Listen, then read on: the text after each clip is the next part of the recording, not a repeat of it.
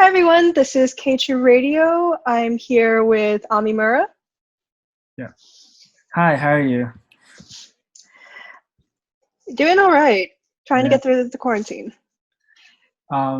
So my name is Ami Mura, and I'm currently a student from New York City, and I'm a Japanese American. My original background is in classical music. I actually went to music school for over 10 years, and I'm currently really into producing and making music and creating vocals for my music. So that's what I've been focusing on for the last 2 years in this pandemic right now. Oh man, that's really unfortunate. Yeah. Do you think New York City kind of influenced your music one way or another? Because New York City, many people know about all these oh, did I just pop out? Okay. Yeah. Oh gosh, okay. So growing up in you grew up in New York City, and there's a lot of different musical influences there, whether it's New York Philharmonics, you've got all these Broadway productions, and then you have all of these different music scenes. Right. Do you think the diversity in these do you think that the diversity of these various music scenes pulled your music career one way or another? Yeah, I think it definitely played a large part in the kind of influence of type of music and genre and blending of music that I've been creating recently. I grew up and I went to school in Harlem, New York, which is really known for its hip hop and jazz. So I've been able to kind of take elements of hip hop and jazz um, that has been around me in Harlem and also combine them with traditional harmonies and compositions of classical music that is very influential in the New York City area as well. Like you said, the New York Philharmonic is pretty big in New York City. And actually, in my recent single, I had also like a Latin Spanish beat um, behind it, which has been pulled from kind of like my experiences in Spanish Harlem as well. So I definitely say New York City has been a huge inspiration and contribution to music. You've mentioned you okay, sorry. Speaking of your single, can you tell me more about Paradise? Yeah, so Paradise is about kind of the head in the clouds feeling when you're in love. I kind of wrote it when the pandemic started, and I really just had time to sit down and think about kind of what this feeling that I had was. And I think a lot of people experience it, this feeling of just being in paradise and the feeling of just getting lost in the clouds due to love. So, yeah, that is kind of the inspiration and story behind Paradise. How has releasing it in the middle of a pandemic, do you think, in fact, impacted just who it's reaching out to? Right. I think I've been actually able to reach more people just because more people are on their phones, more people have time to listen to music, more people have this kind of exploration factor for music right now because they're stuck at home and a lot of people just are, um, yeah, stuck at home and they don't have as much to do as before. So it's definitely contributed to kind of how much I've been able to um, reach, how many people I've been able to reach. So it's definitely been very impactful, I would say. What are your plans once everything finally settles down and we can get out of our houses without panicking, I guess? Yeah. Um, so I think live shows is definitely going to be really cool to start up again at like university and other venues. Um, I also think collaborating with people in person is really valuable. Um, it's very different than on Zoom calls or online or through phone calls. So even like speaking with you right now is an interesting experience, and is very different than if we were in person. So I think collaborating on pieces in person is going to be really great as well. I don't think I caught this earlier. What school are you at right now? So I currently go to Lehigh University, which is in Pennsylvania.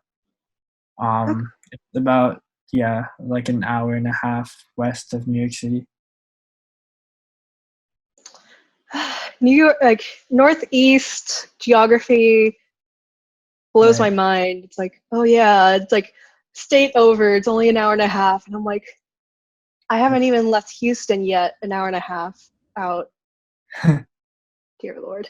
I, Are you majoring in music production? no, actually, I'm majoring in industrial and systems engineering, which is very different from my music background. But I am looking to minor in music, and I'm very heavily involved in the music community at my university. Um, so, but I think um, the engineering portion is kind of a technical skill set that I've been able to hone, and my music is kind of my side passion and hustle that I've been able to do. Do you think engineering and music can coincide in someone's life?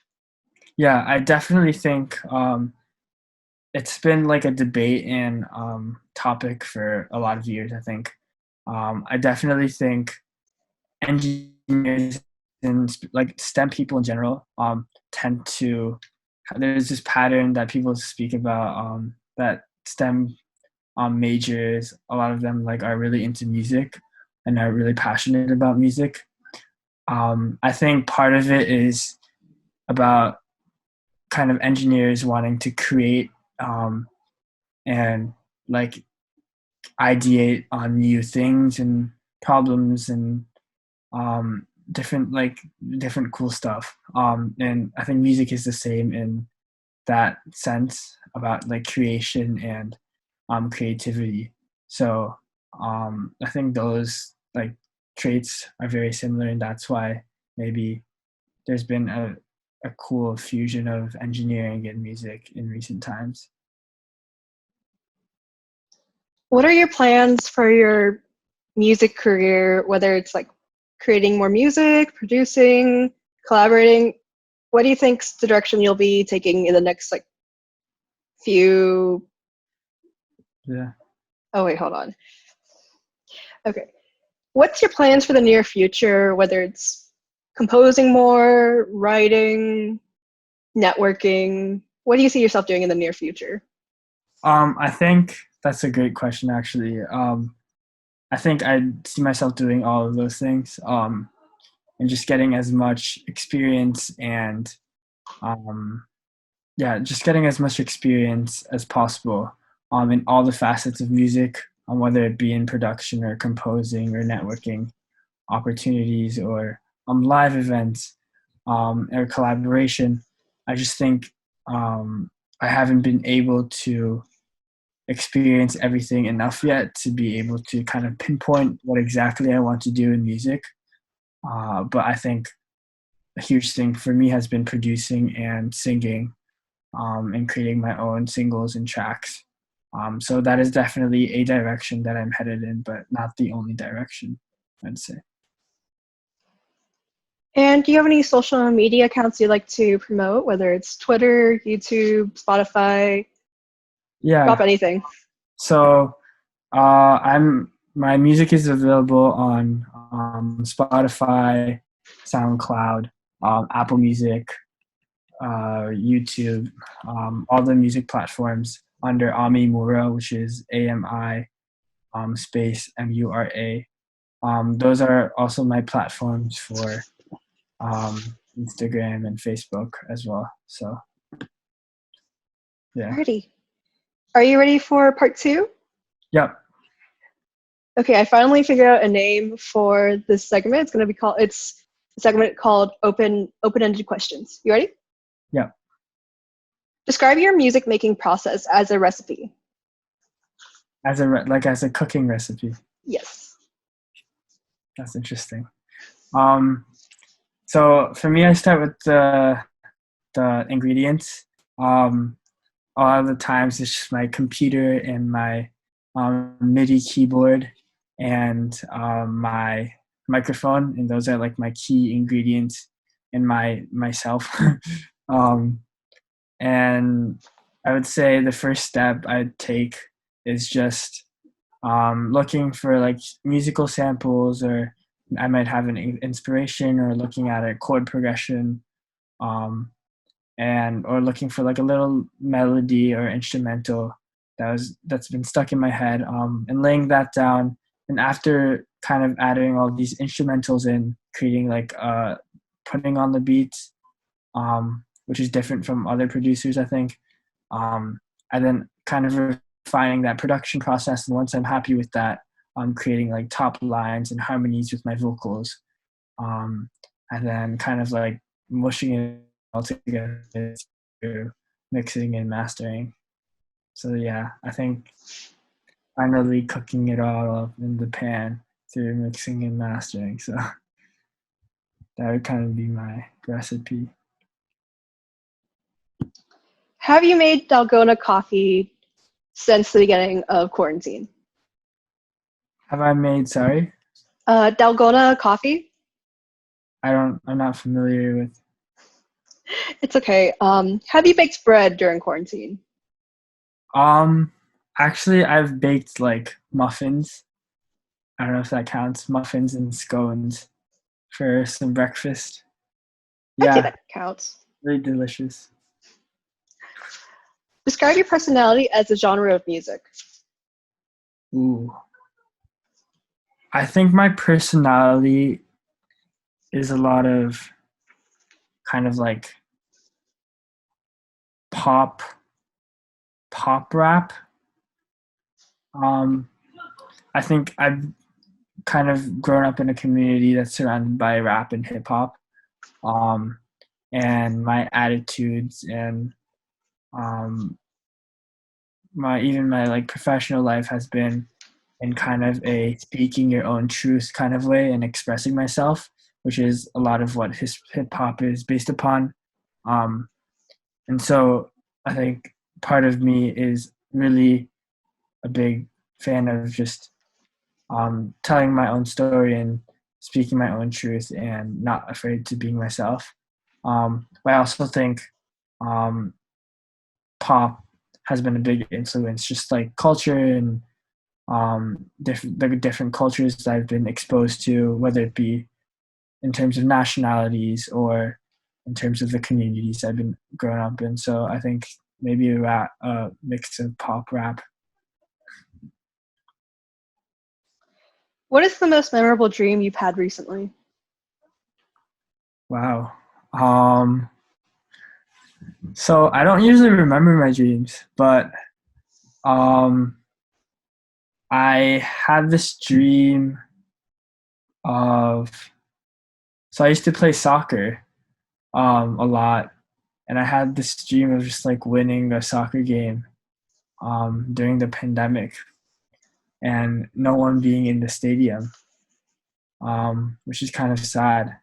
But yeah, and then I think I went home and like made music or something, which is so weird. But yeah, I think after that I went like paragliding. But yeah, What is the strangest headline that you've read recently? um, that is. I think been a lot of like clickbait on just like TikTok stars recently. Um, so like there's just been like a lot of like headlines on um like TikTok stars getting arrested and TikTok stars like breaking up and TikTok stars like doing the weirdest things possible, like jumping into a pool of like cereal or something. I think I saw. Um So a lot of the weird headlines have been around those TikTok stars that I've been hearing about. But yeah, Toilet paper orientation. Over or under? definitely over. I don't know who would do under, but Any last words for our listeners? um just thank you for having me. Yeah, just thank you for having me. Uh and it's been a great interview, so thank you. All right, thank you. This is Rachel with KTRU signing off.